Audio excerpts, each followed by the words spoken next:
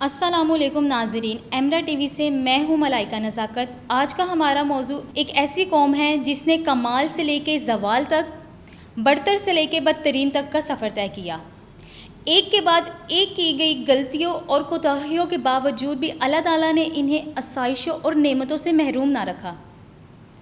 یہ قوم بنو اسحاق، بنی اسرائیل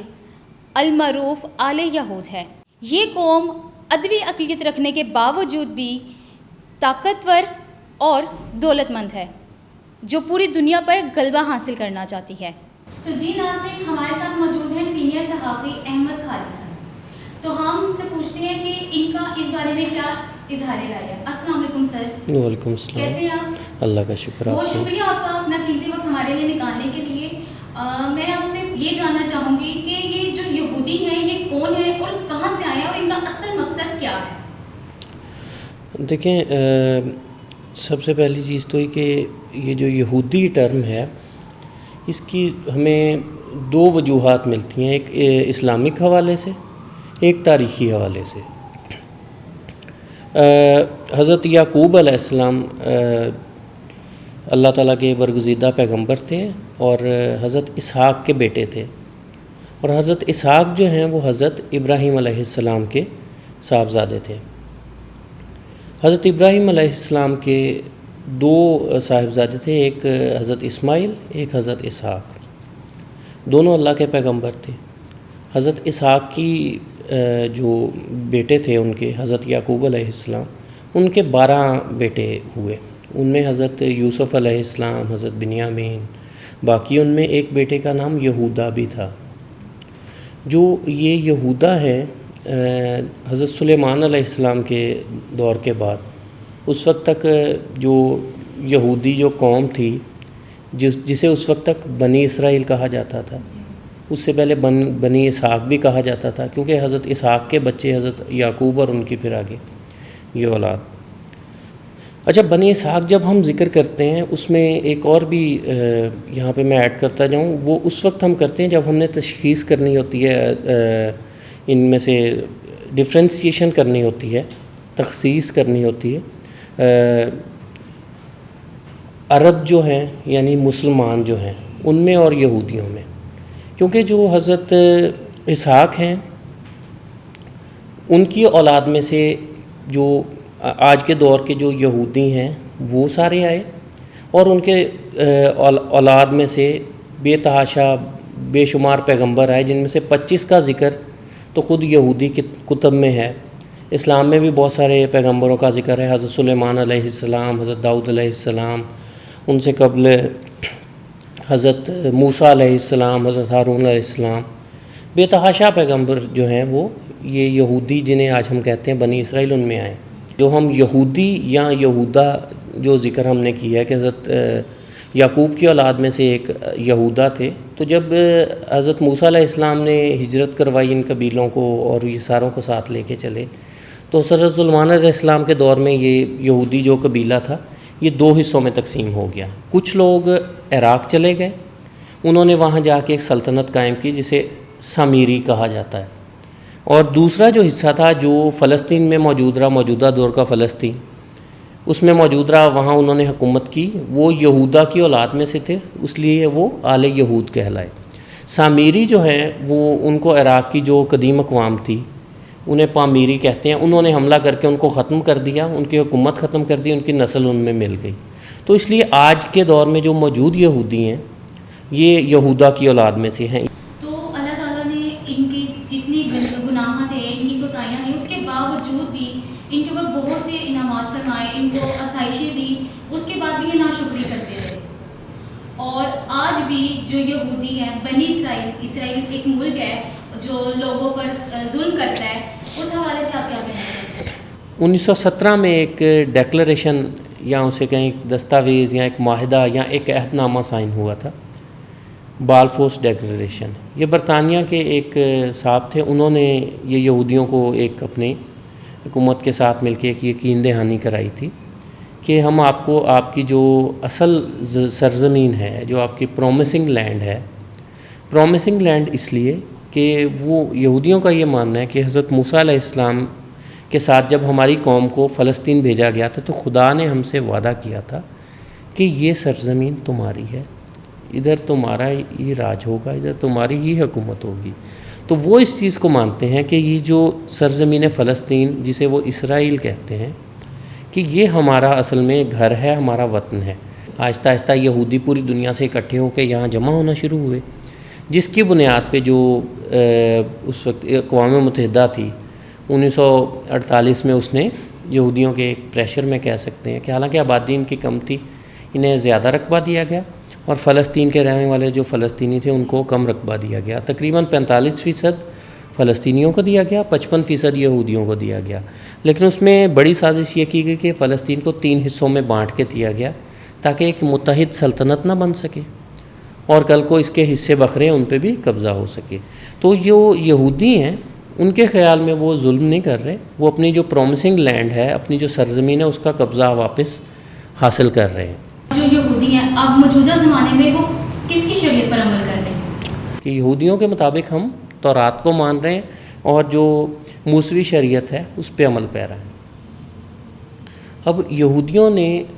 دعویٰ ضرور یہ کیا ہے کہ ہم تورات کو مان رہے ہیں، لیکن معاملہ یہ ہے کہ یہودیت میں جو موجود تورات ہے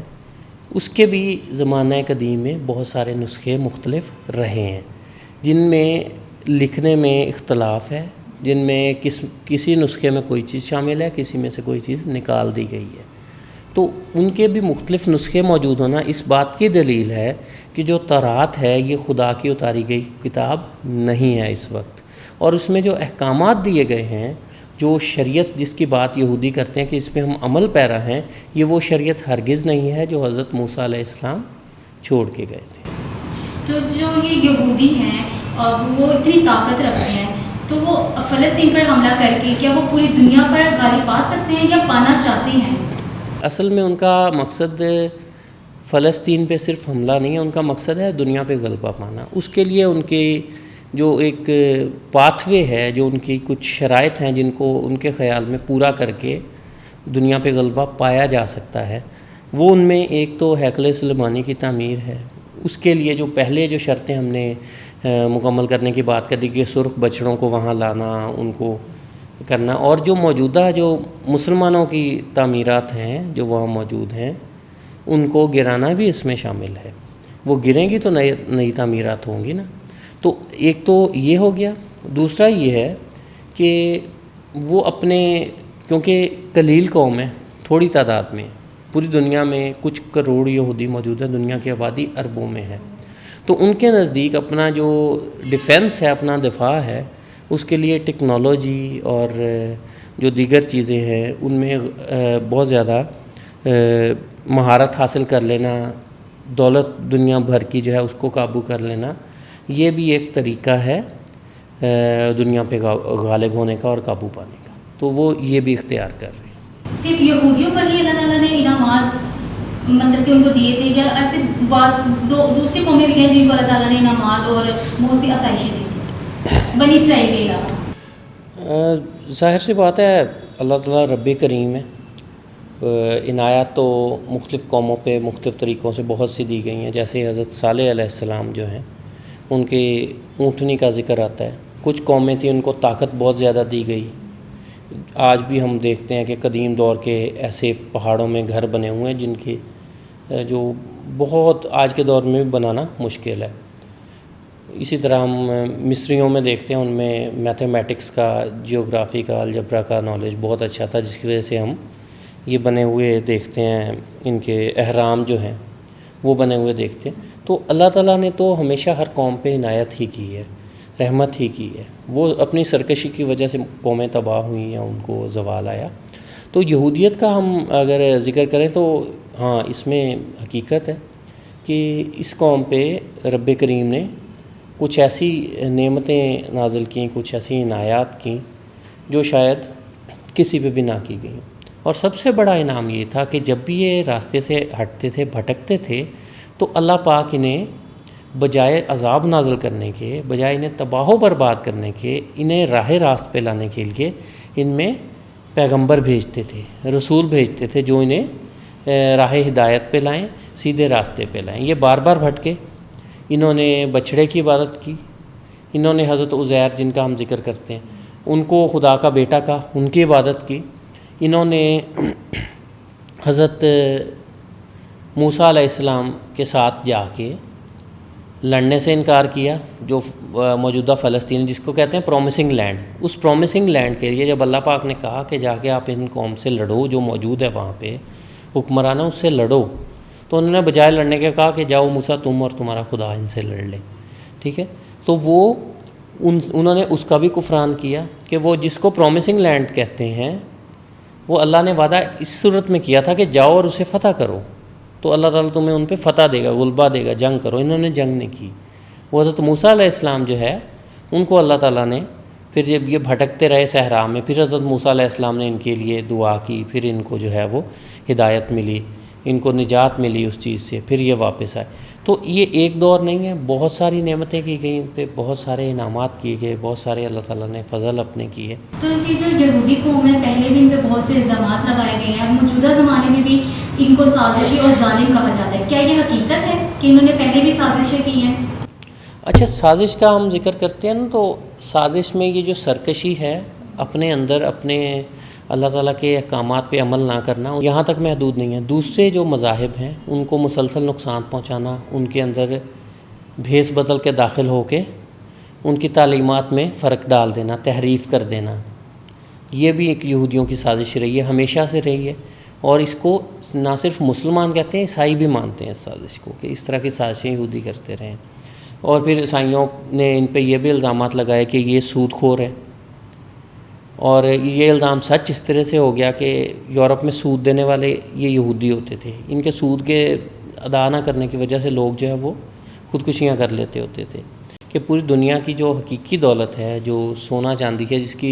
جس کو ریئل ویلتھ کہتے ہیں، اس کو یہودی اکٹھا کر رہے ہیں، اور جو آپ کو کچھ کاغذ کے ٹکڑے پکڑا رہے ہیں، اس میں آپ ڈالر کی بھی مثال لے سکتے ہیں کہ کچھ ممالک ہمارے آج کے دور کے ڈالر میں اپنے فارن ریزروز رکھتے ہیں۔ اگر ڈالر کی آج ویلیو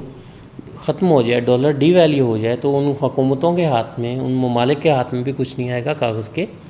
چند ٹکڑے آ جائیں گے۔ گزشتہ صدی میں ان پہ جو الزامات لگے نا، ان میں ایک بڑا الزام لگا تھا یہودیوں پہ، اس کو ہم یہودی پروٹوکولز کے نام سے جانتے ہیں، کہ کہا جاتا ہے کہ ایک یہودیوں کی ایک جو خفیہ تحریک ہے، صہیونیت جسے کہتے ہیں۔ صہیون ایک بیسکلی پہاڑ ہے سرزمین فلسطین میں، جہاں پہ یہ ساری یہ جو مقدس مقامات موجود ہیں، تو اس سے متاثر ہو کے یہودیوں نے ایک تحریک چلائی تھی صہیونیت کی، جو یہودیوں کو اپنا جو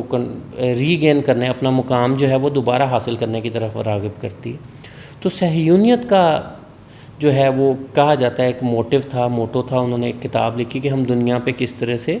غلبہ پائیں گے۔ اس کتاب میں بہت ساری باتوں کا ذکر تھا، اس کو پروٹوکولز کا نام دیا جاتا ہے کہ 33 پروٹوکولز بنائے گئے تھے، 33 اس کے باب بنائے گئے تھے، کہ مختلف شعبوں میں مختلف طریقوں سے کس طرح دنیا پہ غلبہ پایا جائے گا۔ تو اس کو بھی ایک یہودیوں کی سازش کہا جاتا ہے۔ تو یہ کچھ